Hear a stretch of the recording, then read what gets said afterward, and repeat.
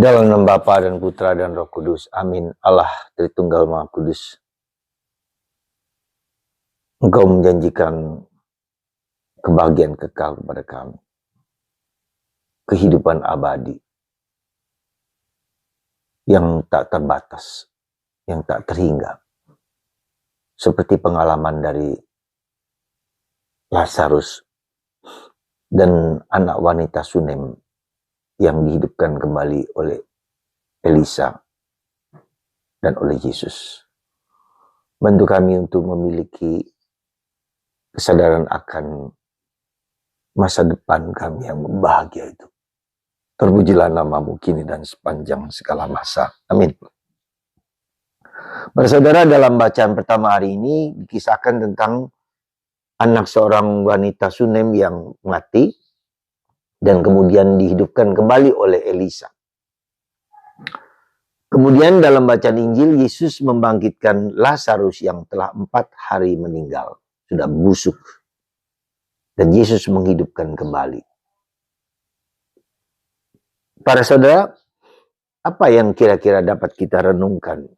Bahwa hidup ini pertama-tama tidak terbatas kepada kehidupan kita di dunia. Yesus menjanjikan suatu kehidupan kekal yang tanpa batas, yang tanpa ada penderitaan, tetapi sukacita abadi kemuliaan bersama Tuhan. Abadi, sekali lagi, abadi dan abadi, kekal. Ya. Dan ini suatu, katakanlah suatu situasi, suatu keadaan, suatu anugerah yang tak terbatas dari hidup kita manusia. Karena itulah maka seandainya kehidupan, janji kehidupan kekal ini sungguh menjadi bagian dari sejarah hidup kita, menjadi DNA kita, menjadi bagian dari diri kita, maka kita memiliki suatu keyakinan dan suatu keadaan dan suatu sikap untuk tidak menyia-nyiakan hidup ini. Untuk tidak hanya sekedar hidup sekarang ini. Ya.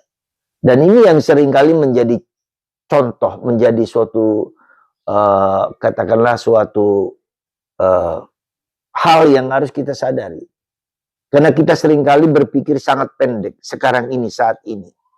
Padahal sekarang ini hanyalah satu bagian kecil dari suatu proses yang panjang. Ya.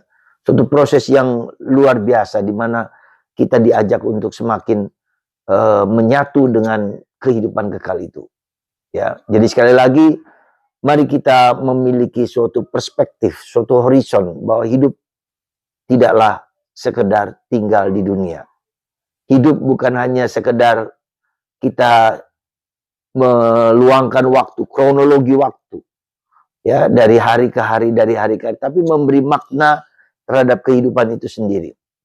Dan itulah saya kira dua sisi yang penting bagi kita, bahwa kita punya destinasi, kita punya tujuan hidup yang abadi.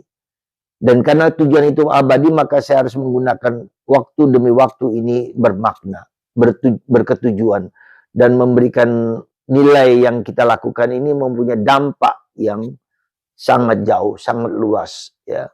Yang saya lakukan ini mempunyai dampak kebaikan atau kejahatan di masa yang akan datang. Karena itulah maka kita harus memilih yang terbaik ini, yang baik, yang berkeutamaan ini menjadi sarana kita untuk ke depan. Sebab bila kita tidak menyadari itu, maka kita hanya sekedar menjalankan apa yang sekedar kita jalankan. Maka mari saudaraku terkasih, sekali lagi Yesus mau menunjukkan kepada kita bahwa hidup kita bukan hanya sementara di sini, bukan hanya sewaktu di sini, bukan hanya sesuatu yang gampang hilang, tetapi punya dampak ke depan, bahkan ke keabadian. Semoga Anda dan saya memikirkan ke depan dan berketujuan untuk membagikan yang terbaik bagi kita dan bagi masa depan. Hidup kita adalah hidup abadi. Hidup kita hidup yang kekal. Jangan sampai kita gunakan hanya sekedar untuk sesuatu yang menyenangkan belaka. Semoga Tuhan memberkati Anda semua hari ini, sekarang ini juga, untuk berbuat baik, untuk bertobat. Bapa, Putra, dan Roh Kudus. Amin.